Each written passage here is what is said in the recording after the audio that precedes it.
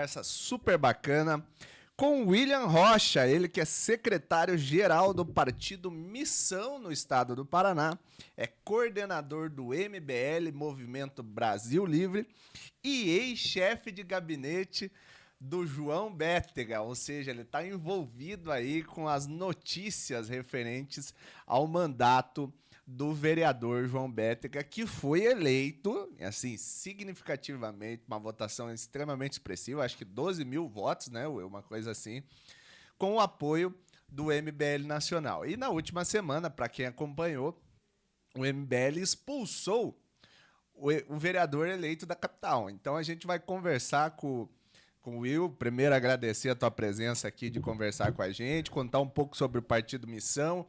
A gente estava conversando ali no backstage, né? Como é que é montar um partido hoje com a nova legislação. Enfim, vai ser uma conversa muito sobre política e sobre os projetos para o MBL no estado do Paraná. Obrigado por ter vindo. Eu que agradeço, né? Agradeço o convite e espero que a conversa hoje seja agregadora para todo mundo. Ah, bacana, bacana. E aí, mas eu quero saber de você. Você conte pra gente o que aconteceu nesse balaio de gato do mandato de João Bétega. Eu conheço você há muito tempo, na época aí, acho que 2016 que a gente se conheceu. Você sempre teve um trabalho na política de direita no estado do Paraná, inclusive que você era da época que falar de ser de direita não era tão modinha igual é hoje, né? E sempre ali militando. Eu acho que você vai lembrar, a primeira vez que eu te conheci, não sei se foi no Parlamento Universitário, isso. 2015. 2019. Não foi antes. Teve aquele simulado 18. de política que foi na Uninter. Aham. Então, faz tempo, e você já se posicionando ali Sim. no campo da direita, né? Então, sempre muito coerente nos seus posicionamentos. Mas o que aconteceu nessa tua trajetória? Vocês elegeram o Bétega e depois descobriram que criatura era aquela? Na verdade, foi uma decepção para todos nós, né? O MBL ele tem um projeto enfim, de país muito bem definido e nossas pautas elas são sempre muito claras e muito bem definidas, né? A gente é um grupo político que está no campo da direita, mas é um grupo político minoritário dentro do campo. A gente não é bolsonarista e as nossas pautas elas sempre foram muito claras. E o Bétega ele surgiu pra gente em 2020, logo após a eleição de vereadores em 2020. Acho que ele tinha sido candidato, salvo engano, pelo PV. Isso mesmo. E ele, enfim, procurou porque tinha perdido a eleição. Acho que o pessoal da PUC, ele tinha ficado bravo que o pessoal da PUC não tinha elegido ele, algo nesse sentido, e procurou a gente para fazer uma aproximação. Nessa época, a gente tinha recém perdido a eleição de vereador aqui, que a gente tinha lançado uma candidata que era a Clara Kido. E, enfim, verdade, lembro dela. Enfim, a gente, obviamente, mantendo a coerência, olha, a gente já tem um candidato que foi pré-estabelecido e tal. Se você quiser participar do movimento, sinta-se à vontade para se aproximar, mas o nosso candidato e nosso projeto vai partir do projeto da Clara. Infelizmente a Clara acabou saindo, ela foi tocar os projetos dela, foi trabalhar com o Homero Marques lá e tal, que também é um ex-MBL. Não, todo mundo da direita é ex-MBL, né? E o Bétega, assim, meio que ficou uma disputa interna, na verdade.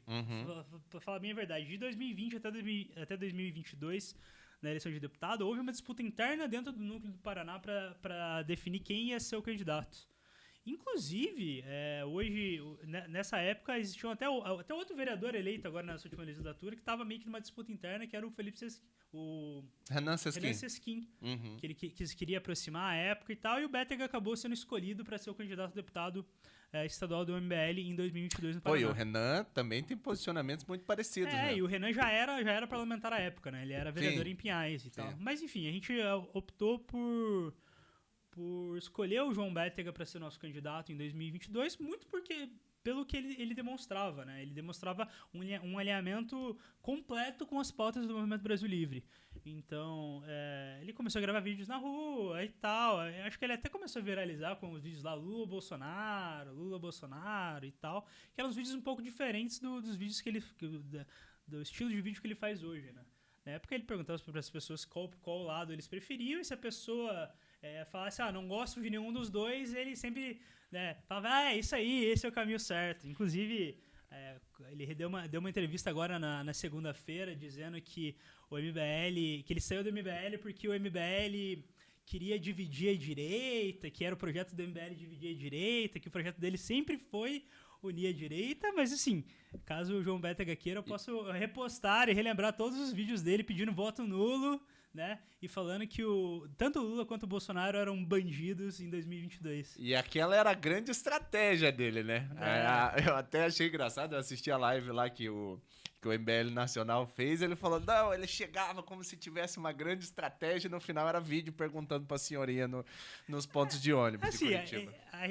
O MBL, como instituição, a gente percebeu na eleição de 2024 que o bolsonarismo ele ia concentrar os votos em grandes polos, né? Entendi. Então, a gente percebeu que, cara, não adianta você ser um bolsonarista velado ou você ficar quieto e não bater no Bolsonaro para conseguir uns votos soltos no bolsonarismo. Porque o cara que é bolsonarista, o senhor ou a senhora que são bolsonaristas, eles vão votar nas grandes figuras, nos grandes players. Então, eles votaram no Nicolas, votaram no Eduardo Bolsonaro, votaram na Carla Zambelli, votaram no Carlos Jordi, votaram no Carlos Bolsonaro, que são os principais nomes do bolsonarismo, né? E todos aqueles que eram de direita, mas que não adotaram o bolsonarismo, mas ficaram de forma velada, não conseguiram aumentar de forma muito exponencial as suas votações. Entendi. Então, isso meio que serviu uma lição pra gente.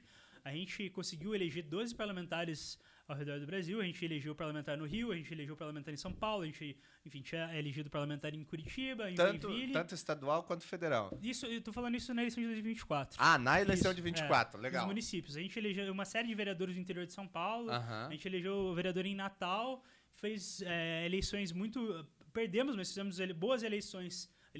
Elegemos um parlamentar em Salvador, fizemos boas eleições em outras grandes cidades, como Recife, Fortaleza, etc. E a gente percebeu que, olha, simplesmente você ser o cara de direita e não ser um bolsonarista raiz, não vai te fazer trazer menos votos. E a gente trouxe essa lição com a gente, sabe? Entendi.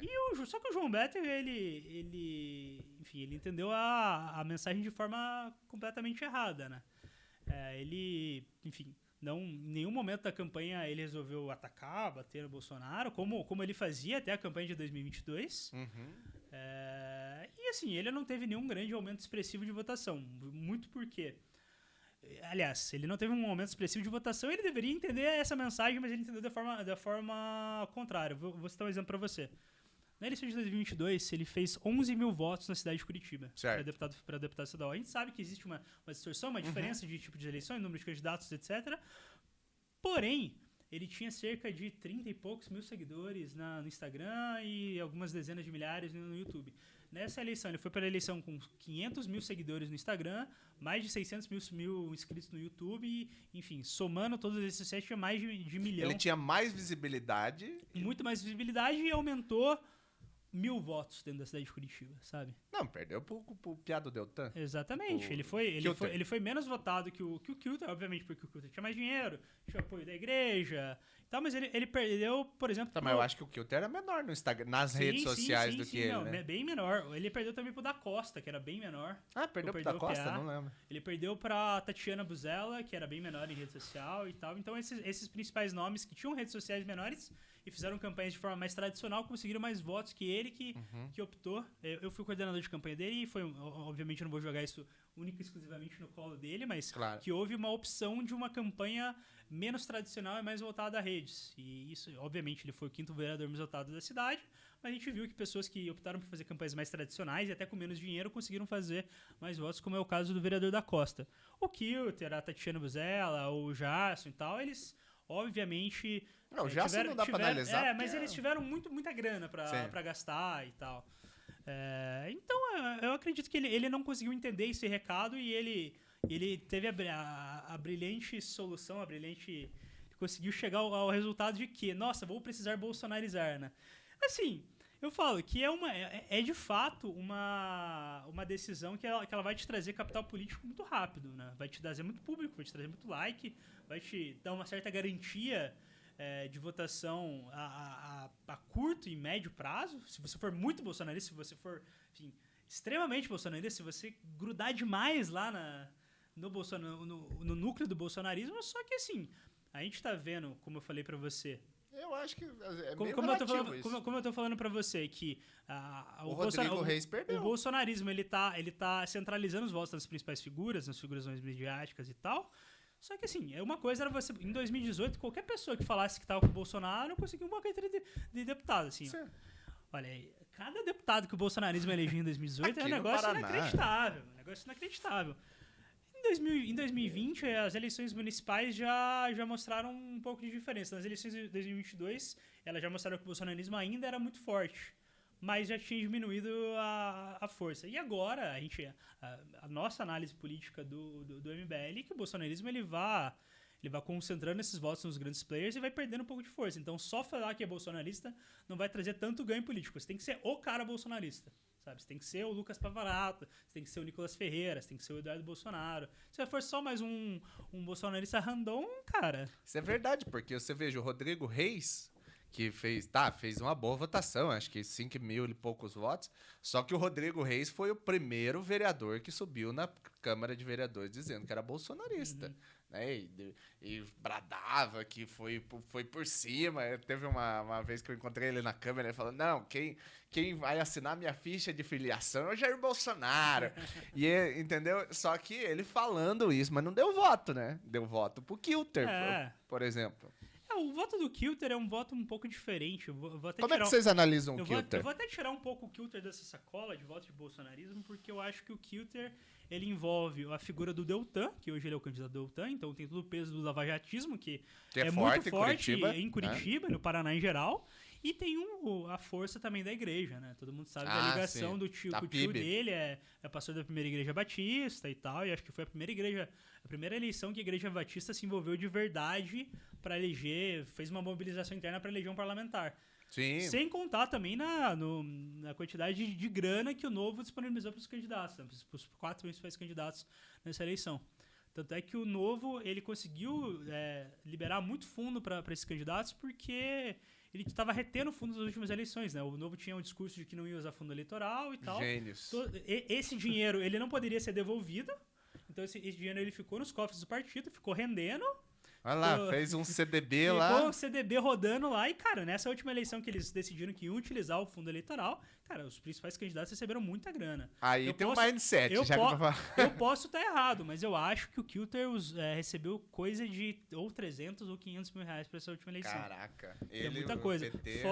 Fora, enfim, outras doações e tal. Até na campanha a gente tinha falado que alguns candidatos haviam recebido...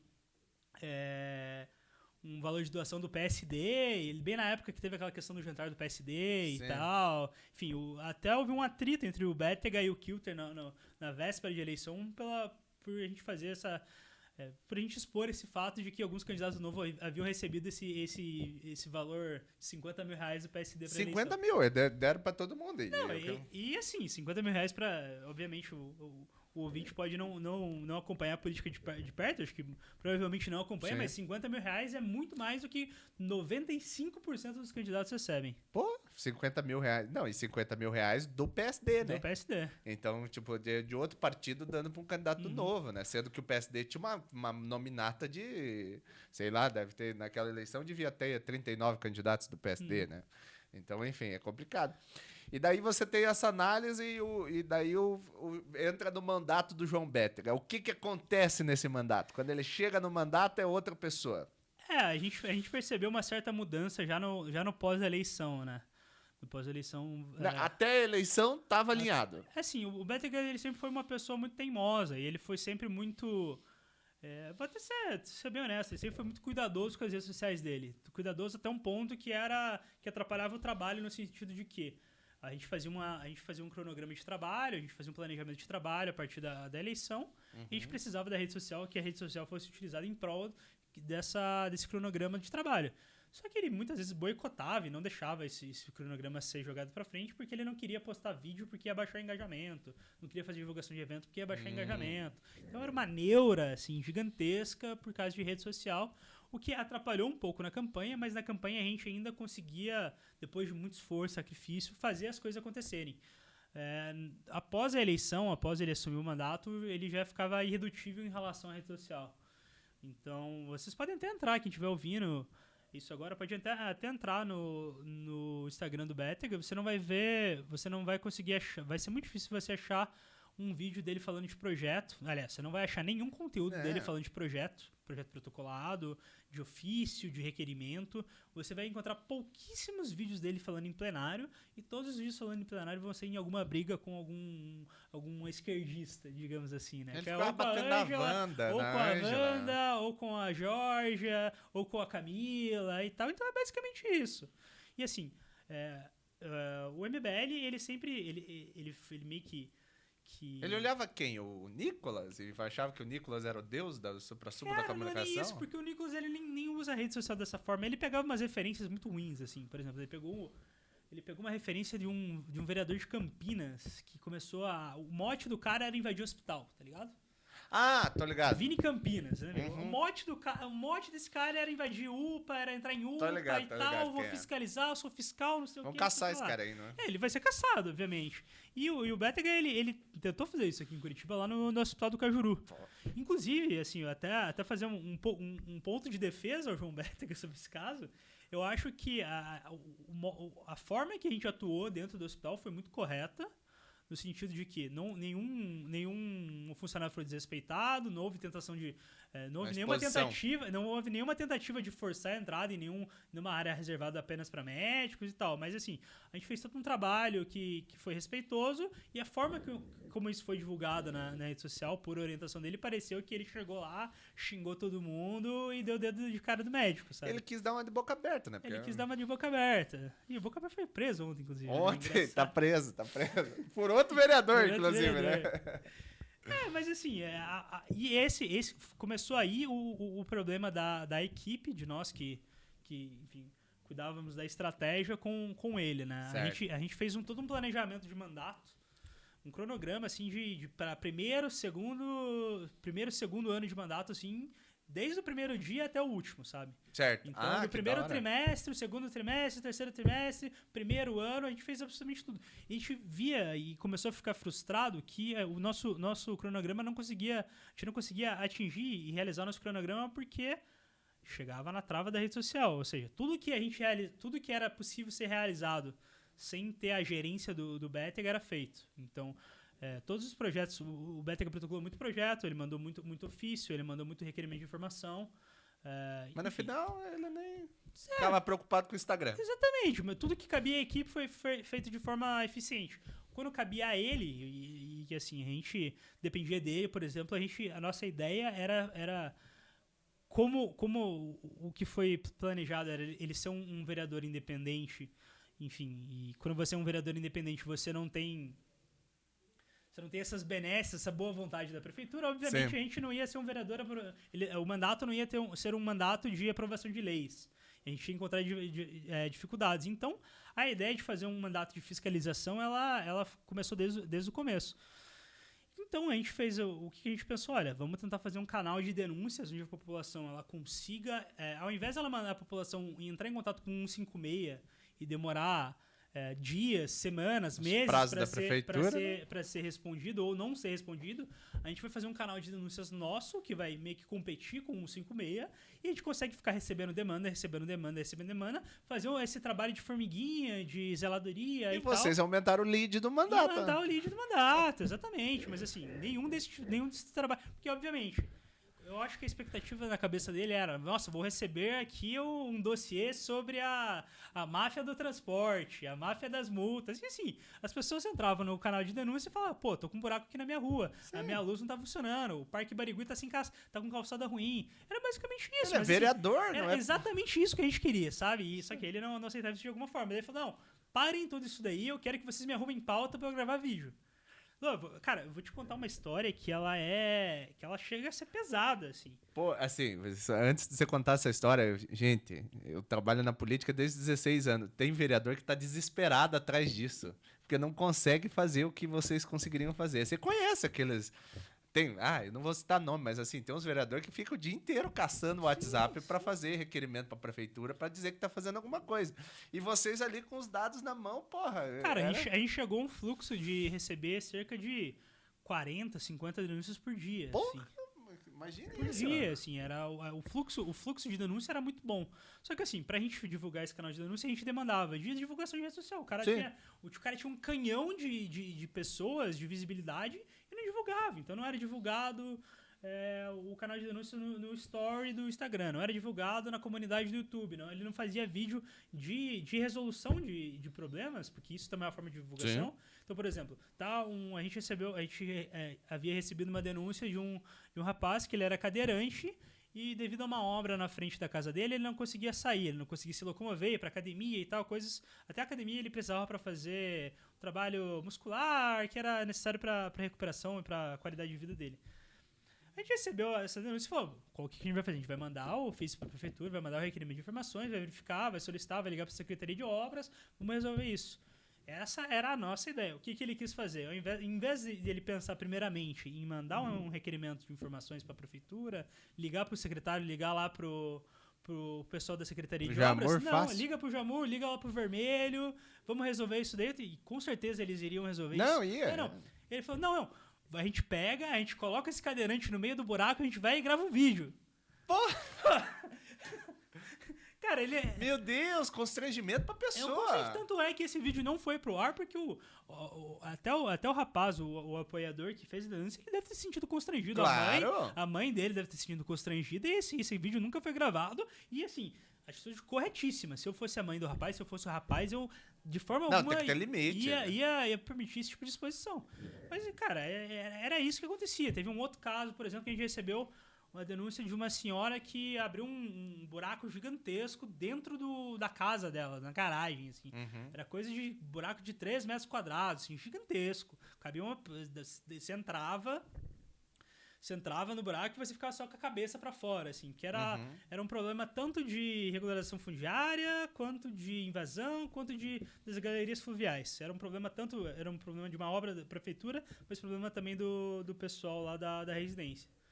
Cara, ele foi lá, ele gravou um vídeo dentro do buraco, uma coisa bem chamativa. O vídeo não foi bem e foi atrás. Ele ligou pro pessoal da Coab pra fazer uma relocação. Porque tem coisas que a equipe não consegue fazer, né? Sim. Pô, assim, eu como chefe de gabinete, eu até tinha uma liberdade. Pô, vou entrar em contato com X, com Y. Mas você não é o vereador, né? Mas eu não sou o vereador, sabe? Uhum. E, cara, ele deixou pra lá. A gente até correu atrás, verificou pra ver se conseguia retirar a mulher de lá, interditar o local, porque, de fato, havia perigo de vida lá. E, cara, por ele, dane-se, o vídeo não deu certo.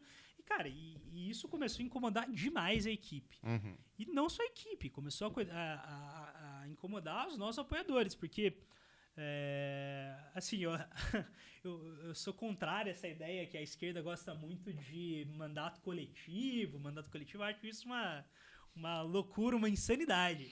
Mas, assim, ele devia satisfações para as dezenas e centenas de pessoas que trabalharam para ele anos e de graça. Tanto eu, como as pessoas que estavam no gabinete, quanto os apoiadores do MBL que estavam lá trabalhando desde 2022 para ele de graça, divulgando, fazendo evento, distribuindo panfleto.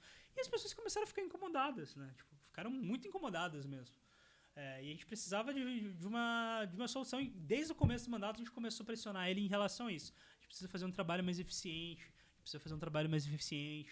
O MBL, ele é sempre muito midiático, o MBL ele trabalha de forma provocativa, a gente gosta de gravar vídeo, a gente gosta de fazer a provocação para conseguir um conteúdo que expõe essa situação, mas o mandato parlamentar não é só isso. Todos os mandatos do MBL, eles são pautados na qualidade técnica e na efetividade.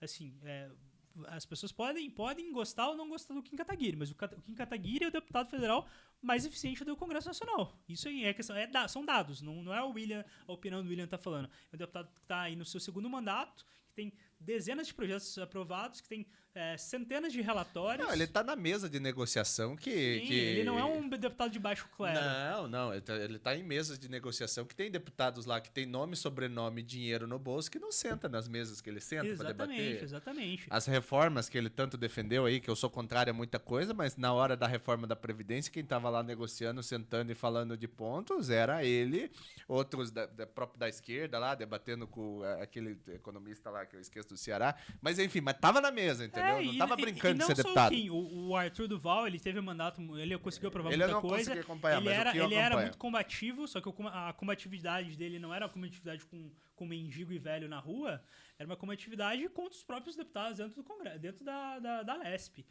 O Fernando Holliday, quando era do MBL, ele tinha um baita mandato. Pra quem é de direita, assim. Sim. Ele foi, por exemplo, relator da reforma da Previdência. E, cara, assim, a gente aqui no Paraná pode não entender, mas São Paulo tem a cidade de São Paulo tem o terceiro maior orçamento do país. Então você tem o Brasil, o orçamento do país, você tem o estado de São Paulo e você tem a cidade de São Paulo. Então, cara, quando você trata de uma reforma de Previdência da cidade de São Paulo, é maior que a reforma de Previdência de quase todos os países do mundo, sabe? E ele foi o relator, ele foi o protagonista, ele teve um bom mandato, apesar de ter saído do MBL com situações muito parecidas com a do Bétega, mas assim, eu tenho que dar o braço a torcer que ele fez um bom mandato. Bom mandato. Mas isso não acontecia aqui, sabe? O mandato, ele estava, está, e eu afirmo que continuar sendo ruim. Uhum.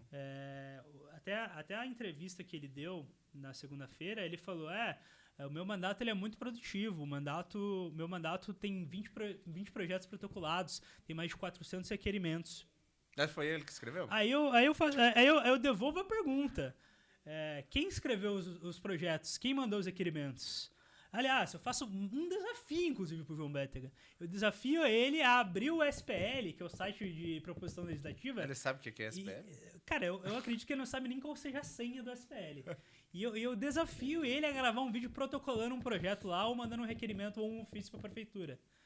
E logo em seguida, depois que ele fala que o mandato dele era muito positivo,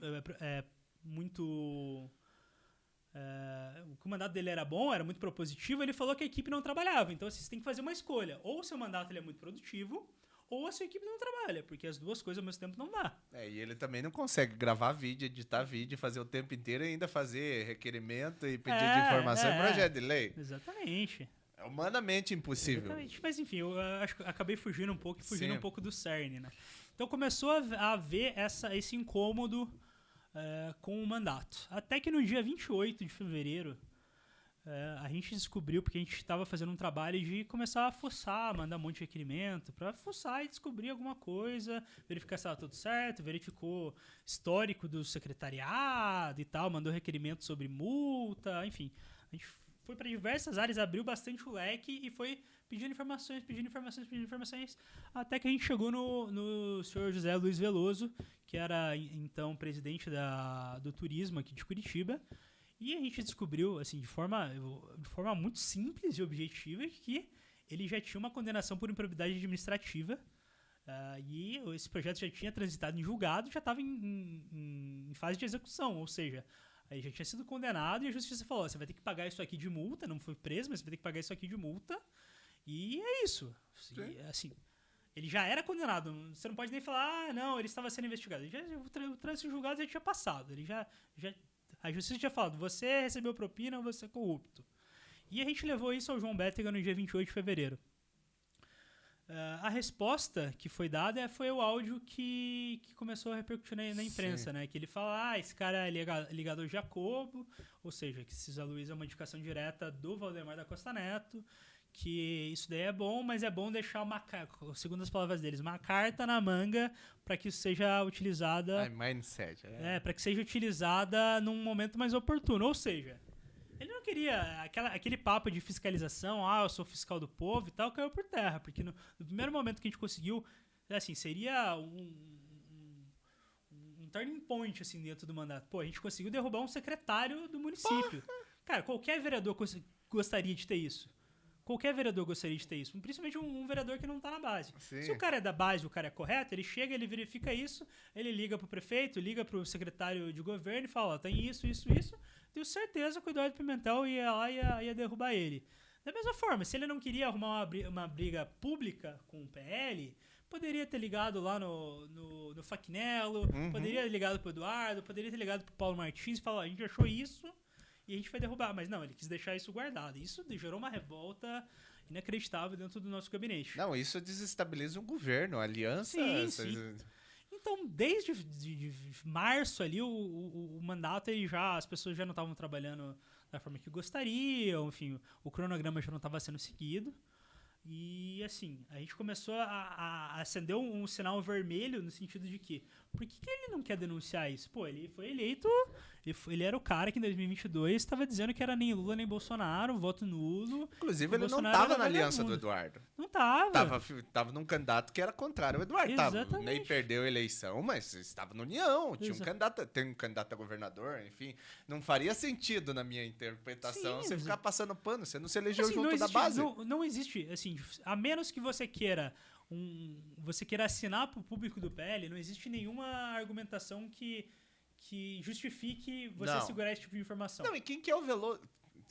Olha, eu vou fazer uma coisa mais assim. Quem que é o Veloso na fila do pão? Que diferença faz o Veloso pra mobilização do PL? Não é o Nicolas, não é? Mas assim, não é... Só que assim... E o Jacob? Depois a gente descobriu a motivação, eu vou contar pra vocês agora. O Veloso, ele é o cara do Jacob, mas ele é uma indicação direta do Valdemar da Costa Neto. Sim. Então, assim, o turismo, é o presidente estadual da Juventude do PL. O turismo, ele é uma porta fechada do PL, né? Então, dentro da negociação que o Eduardo fez lá, turismo é de vocês, PL, se indicam quem vocês querem aí, e a indicação da principal figura foi indicação direta do Valdemar, através do Jacobo. Por que o Bétega não quis abrir uma guerra direta contra a indicação do PL?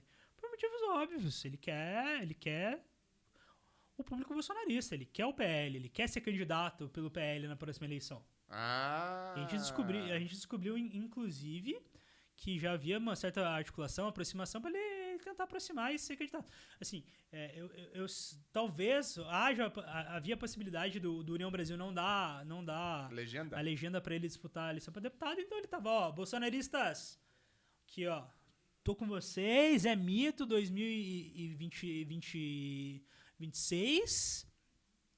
PL, Valdemar, se precisarem, tô aqui disponível. Ele não quis comprar essa briga. E assim, isso gerou crises dentro do MBL, dentro do MBL Nacional. A gente, enfim, começou a discussão do que poderia ser feito e tal. E a gente decidiu, enfim, nessas discussões, expor esse fato pros coordenadores estaduais do MBL do Paraná, pro núcleo estadual do MBL do Paraná, para eles decidirem o que deveria ser feito, né? E a partir disso houve a expulsão dele do MBL. Então ele foi expulso porque ele não queria fazer a denunciação de um corrupto ligado ao Valdemar da Costa Neto, de um corrupto do PL, porque ele queria assinar para o público bolsonarista, entre outras coisas. A imprensa lá até... Que é por menores, né? A imprensa até deu um enfoque que foi muito errado na minha visão, de que ele foi expulso porque ele virou bolsonarista e porque ele fazia vídeos idiotas. O bolsonarismo e o vídeo idiota fica em segundo plano. O principal é a prevaricação dele não denunciar um cara que é corrupto. E eu não falo nem denúncia. Cara, a denúncia ela não precisa ir para o Ministério Público. Você não precisa... Nossa, Ministério Público, olha aqui o cara que foi condenado está, até porque o Ministério Público não ia fazer absolutamente nada, a Prefeitura não ia sofrer nenhuma consequência. Mas, cara, se você quer fazer algo harmônico, você chega pro prefeito e fala, olha, se esse cara não cair, eu vou jogar isso Vou botar a boca no trombone, vou ser o fiscal, vou divulgar isso pra imprensa. Aí vai ser o fiscal do povo mesmo. Vai ser o fiscal do povo. Mas ele não quis fazer isso, né? E isso... Mais o fato dele ter simplesmente abandonado todas as pautas do MBL, de bom mandato, as pautas que são muito caras ao Movimento Brasil Livre e também pelos acenos grotescos ao bolsonarismo, resultou na cassação dele. Na cassação dele não, desculpa, tô me antecipando, isso não aconteceu ainda, mas resultou na expulsão dele do MBL. E eu, sinceramente, eu acho que assim, o Luiz deve ter influência com o Jacobo, mas assim, o Jacobo não tá preocupado com o Bétega na cidade de Curitiba.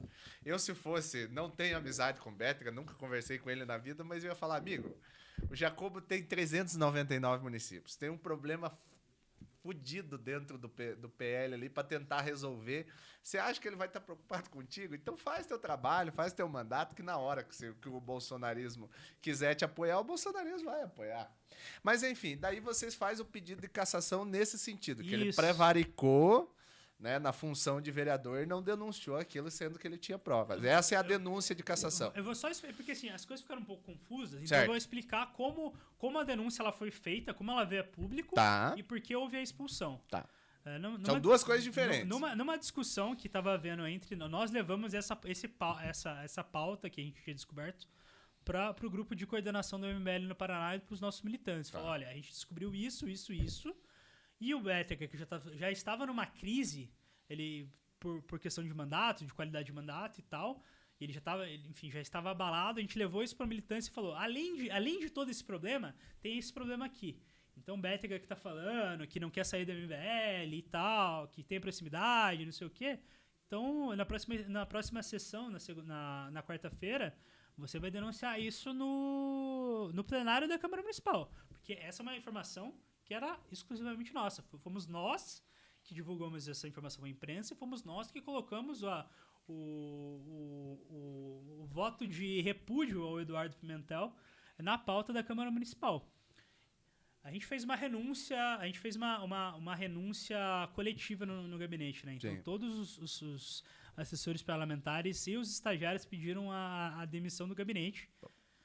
Mas, assim, a gente pediu a demissão porque sabia que ele não queria fazer a denúncia através do mandato, enfim, por essa questão do bolsonarismo, mas a gente deu uma última opção para ele. Falou, olha, para não ficar muito feio para você... A gente já pediu demissão, tá? A gente já tá fora, a gente já pediu demissão. Mas a gente vai escrever aqui. A gente escreveu uma moção de repúdio falando desse caso e você vai defender isso no plenário na próxima sessão. A gente já tá fora, tá? A tua conversa com o MBL já acabou, mas pelo menos tenha um mínimo de hombridade e denuncie isso que tá na tua mão há muito tempo. E isso, assim, com ciência dele, foi protocolado na madrugada de terça para quarta-feira.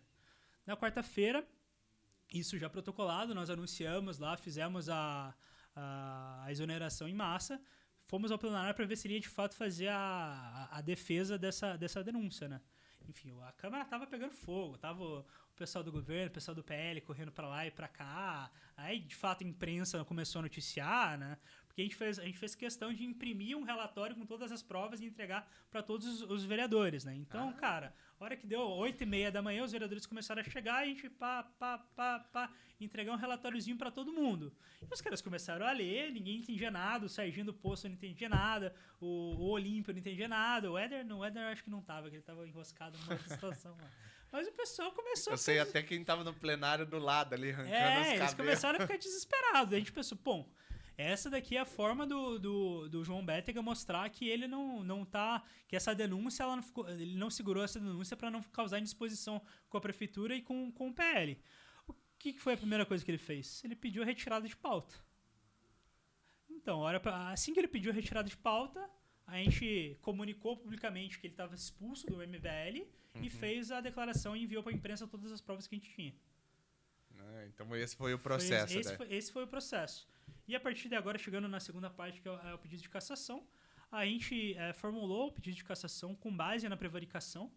Né? Eu não posso te falar com muita clareza sobre o pedido, porque o pessoal do nosso jurídico que fez, eu não tenho nem competência para falar sobre isso. Mas é basicamente pela prevaricação, porque a função do vereador é a fiscalização, e alguém que se dizia fiscal do povo deveria ter agido de alguma forma, e ele não agiu por medo de represália do público bolsonarista. Não, perfeito, gente. Estamos aqui com o William Rocha, ele que é coordenador estadual do MBL. Mas agora eu quero mudar um pouco de assunto e mais para o assunto da política. Vocês têm aí eleito vários integrantes do MBL no Brasil.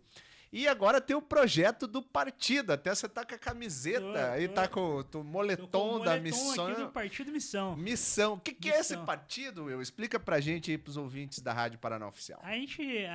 O MBL é um movimento que ele surgiu em 2014, né, no pós-eleição. Não, já depois? No pós-eleição Dilma. E ele ficou famoso, ficou conhecido nas grandes manifestações do Fora Dilma, né? E desde que a gente começou a disputar eleições em 2016, é uma coisa até que a esquerda gosta de falar muito. E até uns bolsonaristas falam, porque vocês se diziam apolíticos e tal. Não, o MBL nunca foi político. O MBL sempre foi um movimento político e suprapartidário. Ou seja, todas as pessoas que foram candidatos do MBL, eles sempre disputaram as eleições por diversos partidos distintos, porque o partido ele era a forma, o instrumento de a gente chegar até o cargo eletivo. Certo. Então o MBL ele sempre se propôs, ele nunca tentou ficar outsider da política, a gente sempre se propôs a fazer a política de fato. Certo. Tá? E a gente percebeu, desde 2016, quando a gente começou a disputar eleições, que o grande problema pra gente eram as legendas, né? Então a gente não conseguia as liberdades e assim, a disposição necessária pra gente colocar as nossas pautas e os nossos candidatos para disputar cargos importantes, porque assim, até cargo legislativo é tranquilo, né? O cara que é o vereador, o cara num partido X, por exemplo, a gente disputou a eleição de 2020 pelo Patriota, lá em São Paulo. Ah, verdade. Pelo Patriota. Pô, o presidente estadual, o presidente do Patriota, quando eu vi, pô, bota esses meninos aí pra fazer a chapa, eles fazem, a gente consegue uns vereadores em São Paulo, vai ser interessante. Mas, cara, só que, inclusive, o Patriota a gente conseguiu a nominata pra disputar a prefeitura de São Paulo naquela época. Acho que não foi um bom exemplo da minha parte. Mas, enfim. Agora no ano passado, nosso intuito era lançar o Kim Kataguiri prefeito de São Paulo. Ele chegou a ser pré-candidato, né? Ele foi pré-candidato, ele tava, assim... Pontuando bem, tava ali pau com a Tabata, né? Pontuando 8% e tal. E tava num cenário onde o Pablo Marçal não havia estourado, então, de nome forte da direita, o Kim Kataguiri era o principal, né? E, assim, a candidatura do Kim Kataguiri, eu tenho até que tomar um pouco de cuidado, mas ela foi muito bem negociada lá em São Paulo, né? Pro União Brasil não dar a nominata pro Kim. E a gente não conseguiu. E essa é algo que a gente percebe desde 2016. A dificuldade dos nossos candidatos de disputarem por partidos competitivos e a dificuldade maior ainda de a gente conseguir fazer disputa de cargos de executivo. Basicamente, assim, eles querem vocês para engrossar a legenda, mas não querem dividir a legenda para disputar. Bota esses meninos louquinhos aí para ajudar a fazer composição de chapa. 300 mil votos, rapaz, para um deputado federal. O Kim Kataguiri é o 7º deputado federal mais votado do país, né? Então, é o 7º deputado mais votado do país. Então, assim, a legenda é excelente. Cara, vai ajudar a eleger mais deputado, vai aumentar o fundo eleitoral, pô. Puxa mais um. Maravilhoso, maravilhoso. Mas dar a legenda, colocar o rosto dele pro executivo aí já é demais, né? Entendi. A gente, enfim, viu a necessidade de fazer um partido nosso que é o Partido Missão. A Missão, ela é uma ideia que ela foi sendo construída ao longo dos anos, mas ela ficou muito forte depois da eleição de 2022, né? E a gente decidiu fundar o partido. Só que, assim, tinha um problema muito grande. Que todo mundo sabe, é uma crítica geral. E, obviamente, se eu colocar um cientista político aqui do meu lado, ele vai falar, não, porque nós temos muitos partidos no Brasil, porque já tem muito partido, que a cláusula de barreira é necessária para a diminuição dos partidos, beleza. De forma teórica e superficial, eu concordo com essa análise. E a Justiça Eleitoral também concorda com essa análise. Tanto é que eles fizeram a cláusula de barreira. E fizeram novas regras para a criação de partido político. Então, hoje, para um partido político ser formado no Brasil, ele tem um prazo corrido de 2 anos. Então, assim, se eu entrar com um pedido de criação de partido hoje, dia 16 de maio de 2025, em maio de 2027, ele vai encerrar e, assim, se eu não conseguir as assinaturas, valeu, abraço, e se eu conseguir, ele vai formar um partido. Nenhum partido foi formado nessa nova legislação. Nenhum partido conseguiu ser formado porque, de fato, é um curto espaço de tempo, né? Sim. E você precisa de muita assinatura. Para você ter ideia, hoje, para criar um partido no país, você precisa de cerca de 550 mil assinaturas em 9 estados da federação, com 0,2% de fichas em cada estado referentes à eleição anterior. Então, assim, são vários cálculos e é uma dificuldade tremenda. Como eu disse, nenhum partido foi fundado em 2 anos e nenhum partido foi fundado dentro dessa regra. O MBL, ele desenvolveu um método que a gente desenvolveu, é muito particular, com a nossa militância, e a gente, em menos de 2 anos, agora vai fazer um ano e meio, menos de um ano e meio, a gente já tem 900 mil fichas coletadas e a gente já está com 90% das fichas protocoladas no TSE. Ou seja, faltam menos de 100 mil fichas faltam menos de 90, se não me engano, para a fundação oficial do partido. Vai ser o primeiro partido fundado nessa nova legislação, nessa legislação com limitação de tempo, e vai ser o partido com a fundação mais rápida da história do país. Hoje a gente está no período final, a gente acredita que até julho, agosto, a gente consiga estar com tudo certo para ir para julgamento em setembro e outubro. Aí, com o julgamento, passando no TSE, tudo certinho, a gente consiga disputar as eleições de 2026. E já pensando na eleição de 2026. Já o MBL terá candidato à presidência da República. A presidência da República. Vai ter candidato à presidência da República. Olha só, e daí vai descer chapa de deputados federais, principalmente. Assim, como eu falei pra você, a gente tem cláusula de barreira, né? Sim. A cláusula de barreira, ela é uma limitação que foi feita justamente por esse número exacerbado de partidos políticos. E a nossa meta é passar da cláusula de barreira na próxima eleição, ou seja, a eleição de 12 deputados federais. 12 deputados federais. 12 deputados federais. E aqui no Paraná, e agora, como é que ficou o MBL aqui no estado do Paraná? Qual que é os projetos do MBL aqui no Paraná? O MBL, a gente tá em fase de estudos para saber o que será feito aqui, mas eu te garanto que o MBL vai ter um candidato muito competitivo na eleição aqui no Paraná, disputando a vaga de deputado federal.